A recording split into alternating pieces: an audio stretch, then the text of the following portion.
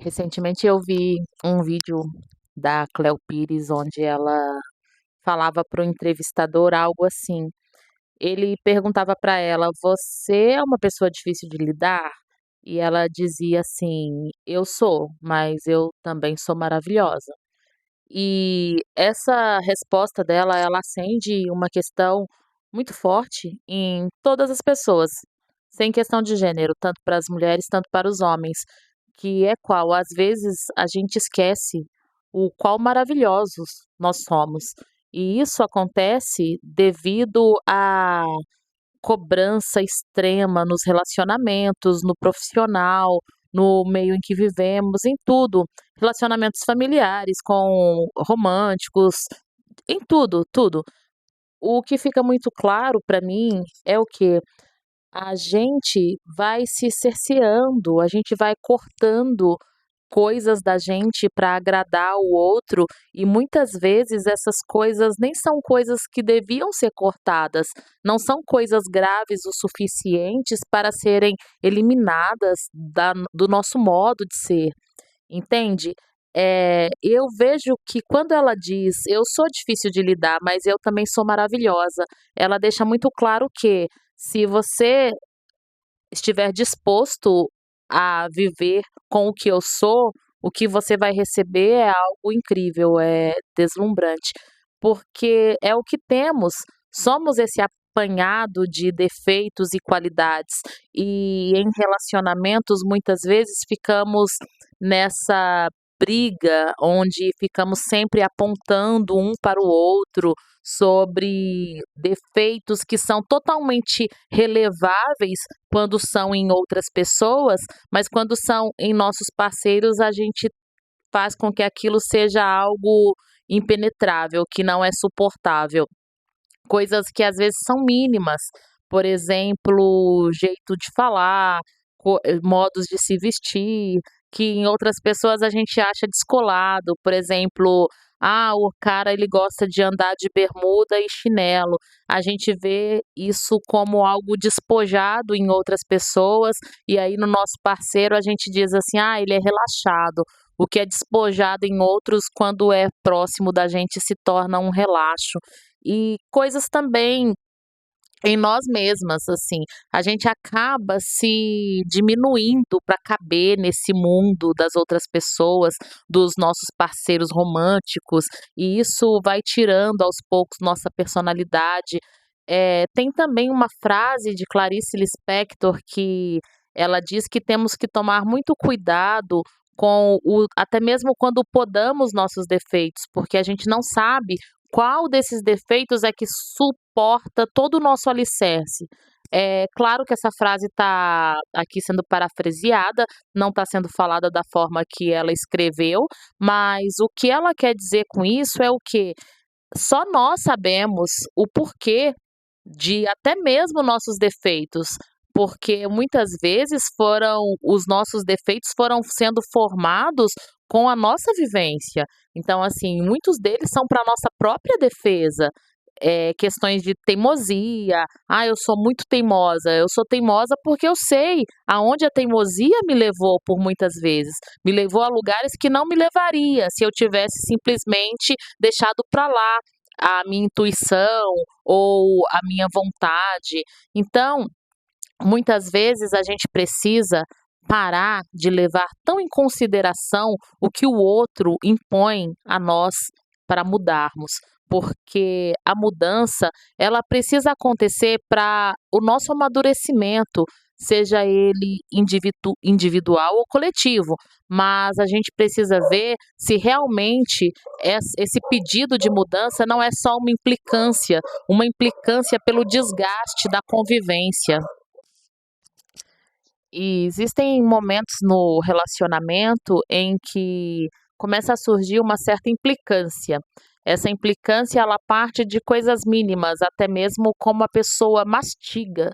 A pessoa mastiga e a outra se incomoda. Nossa, para de comer fazendo barulho, isso é incômodo. E em outras pessoas isso é algo que passa batido. Ou às vezes quando a gente sorri, você sorri alto demais, você precisa sorrir mais baixo. como se isso realmente fosse algo a ser mudado, se fosse um defeito. Então, assim, a gente precisa realmente avaliar o que estamos fazendo com as pessoas que estão à nossa volta e o que estamos recebendo dessas pessoas. E quando eu digo o que estamos fazendo, é porque também começamos a fazer essas coisas das quais tanto faz mal para a gente começa a replicar o comportamento com as pessoas que convivemos, com nossos filhos, com nossos pais, com nossos maridos, com nossas esposas, e isso se torna algo tão prejudicial para a relação e para a pessoa que recebe, porque você acaba mandando um sinal de que a existência dela é incômoda. Sabe quando você chega em casa e parece que tudo que você faz é errado? Tudo que você faz no seu simples existir é errado? Por exemplo, assim, você liga a televisão, nossa, abaixa a televisão, essa televisão está muito alta. Aí você abaixa a televisão. Nossa, mastiga direito, você está mastigando, parece que está comendo o quê? Pelo amor de Deus. Então, assim, o seu jeito de comer está errado. Aí você começa a falar sobre um assunto, a pessoa despreza aquele assunto, começa a mexer no celular e prestar atenção em outra coisa, já te mandando um sinal silencioso de que aquilo que você fala também não é interessante. Isso já entra em um outro assunto que talvez virasse até um outro vídeo, que é o qual? Que é um tema que eu tenho pensado recorrentemente. Precisamos nos relacionar amorosamente com pessoas que tenham afinidades com aquilo que gostamos. Por quê? Porque é uma grande mentira a ideia de que os opostos se atraem. Eles podem se atrair num primeiro momento, e isso é inegável, porque tudo que é diferente daquilo que a gente convive, que a gente está acostumado, ele gera curiosidade, mas a curiosidade não sustenta relacionamentos longos, não sustenta brigas que surgem diante de relacionamentos longos, não sustenta a monotonia dos dias, dia após dia, não sustenta quando vem a chegada dos filhos e os deveres e as obrigações e o dia cansado do trabalho, a falta de sexo, não sustenta. Então, assim, você precisa se relacionar com pessoas que gostem das mesmas coisas que você. E eu não digo que sejam todas as coisas, é claro que não, somos seres individuais, mas temos que nos relacionar com pessoas que gostem, pelo menos, de algumas coisas que para nós somos que é importante. Por exemplo, eu estou me relacionando com alguém que detesta ir ao cinema. Vai chegar um momento que isso vai ser ruim, se eu sou uma cinéfila, se eu sou apaixonada pela arte, pelo cinema, isso vai virar um problema com o passar dos dias, porque eu vou querer ir, essa pessoa não vai querer ir, eu vou ter que ir sozinha ou eu vou ter que ir com outras pessoas. E aí, com o passar do tempo, outras pessoas estão sendo companhias mais agradáveis do que o parceiro, do que a parceira. Então, assim, é algo muito complicado quando a pessoa não gosta de exatamente nada do que você gosta, quando a pessoa é totalmente o seu oposto. E também isso se torna um problema, por exemplo, a pessoa que gosta de sair muito e a outra que é totalmente caseira. Alguém vai ceder, alguém vai ter que ceder. E assim, a pessoa que não gosta de sair, provavelmente não vai ser ela. Porque a pessoa que não gosta de sair, quando ela começa a sair, isso gera um desgaste físico e mental que adoece. Agora, a pessoa que gosta de sair, ela acaba tendo que ceder à ideia de ficar mais em casa para poder compartilhar mais momentos juntos do parceiro. E alguém perde no final.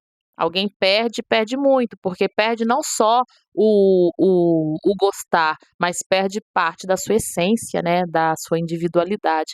Então, assim, esse tema, ele abrange essa questão de você se relacionar com pessoas que gostem do mesmo que você, ele abrange essa ideia do que você está disposto a tirar, a ceder por outra pessoa.